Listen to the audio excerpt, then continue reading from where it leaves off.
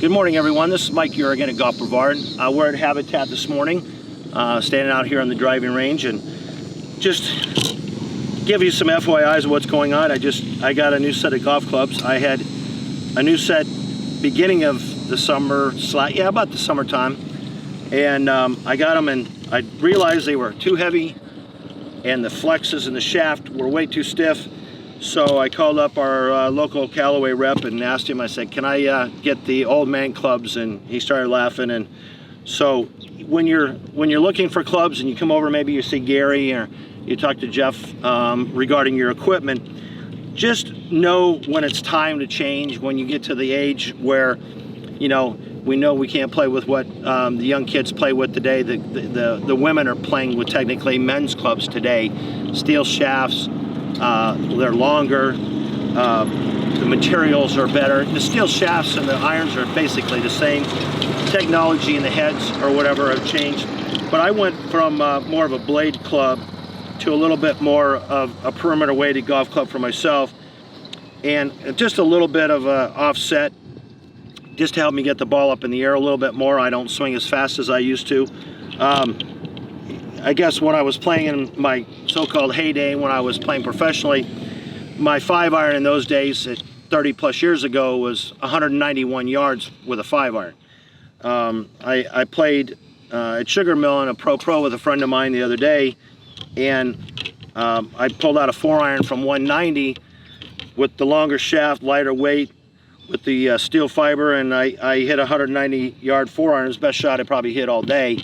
But obviously I had to swing it and hit it, but the golf club made a big difference, whether it was the height, the shaft flex, the length, the lie angle. I just had the lie angles reset.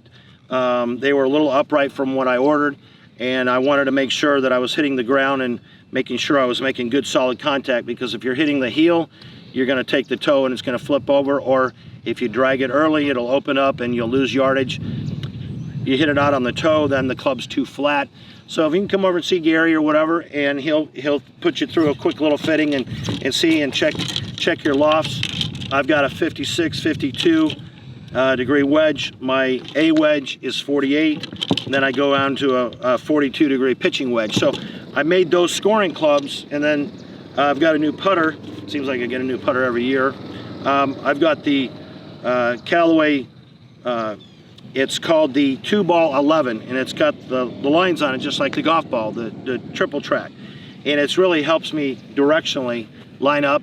And, obviously if I make a poor stroke, I'm probably not going to make it, but at least I've got a better chance of seeing the line and everything. So, again, we talk about equipment a little bit all the time. I'm on the professional staff with Callaway, and they've taken really good care of me, and I appreciate it. When you're going out and playing and it doesn't bother you to buy a couple $100 putter or whatever, look at a new driver. But I've changed all the shafts, and I feel much more comfortable. I'm getting a lot more distance off the tee than I ever have, just because I made the change. I was hesitant. Oh, okay, I'm still young enough and I can swing fast enough. I can hit a steel shaft and weighs 128 grams in the steel shaft, and I know I can't anymore. I don't have the physical strength that I used to. So just a little FYI on that. Just a couple tips maybe on your golf swing. I've noticed after I mowed the fairways yesterday over there for Dan, and I got off the mower and I was like, okay, 8 hours on the mower, I was stiff. Make sure when you do something activity-wise, whether you're in the boat, if you're out lucky enough to have a boat and you're out in the boat for 5, 6, 7, 8 hours, you get off the boat, make sure you stretch. So we've got some exciting things that we're going to start doing. I'm thinking about we're going to work with somebody potentially here in the area that might do some seminars and some clinics for us with stretching and helping us when we get to our age where we're not as flexible as we used to be. But the big thing is in golf, and you can hear it when you listen to the radio, if you have XM radio, Michael Breed has a lot of guests on in the morning that talk about fitness and your clubs and all the things that we're talking about today, that your hips, your back, your shoulders are the preeminent part of your golf swing. Obviously you got to hold on to the golf club with your hands, so getting the right grip size, good grip, all those different things will affect that day. But when you're not doing some activity and you're coming out here at 8 or 9 o'clock in the morning to play golf, you got to be ready to go. You just have to try to get to that point. So if you do a little bit of activity after you do something, say the boat trip, or maybe you went for a run or whatever, obviously runners know they need to stretch. So that's very important, making sure your shoulders are relaxed, your neck, all those different things that affect you, because we know by watching golf on TV, the professionals, they have some unusual golf swings, and a lot of you know that they put a lot of effort. Those are elite athletes. Those are people that are working out every day. They're playing, practicing, but they have swings that you might, oh geez, that doesn't look normal. What's wrong with that swing? So when you see someone, whether they're 5 foot tall or 7 foot tall, based on their arm length, their width of their body, their shoulders, all those things have an effect. And if you've got a stiff back and your shoulders are tough, you probably are going to be a little outside in the line, and you're going to probably hit a big cut shot.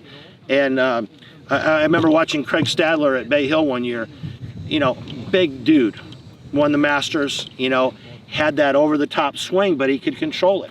He won a lot of golf tournaments in his career. A great amateur player before he turned professional. But you're going to look at him and go, well, geez, this guy can't play golf. You go out and he takes your lunch, and you're thinking, well, this guy's pretty good. So you can't judge the book by the cover. You can try to stay flexible. You can try to do the things about your equipment and all the things you can do with that. And in turn, hopefully you play a little better golf. And you enjoy coming out and playing at Habitat or Spencer Holland. The golf courses are in tremendous shape. We've got a lot of compliments. We just signed our 10-year extension. We're excited about that. We're doing some extra work. We're going to be painting the clubhouse here at Habitat. We're going to be doing some work over at Spencer. So, if you get a chance, come over, play a little bit, have a hot dog. We appreciate it. Your support has been fantastic. And please stop by and let us know if there's anything that we can do to help you and enjoy your round of golf a little bit better. We'll see you soon. Thank you again.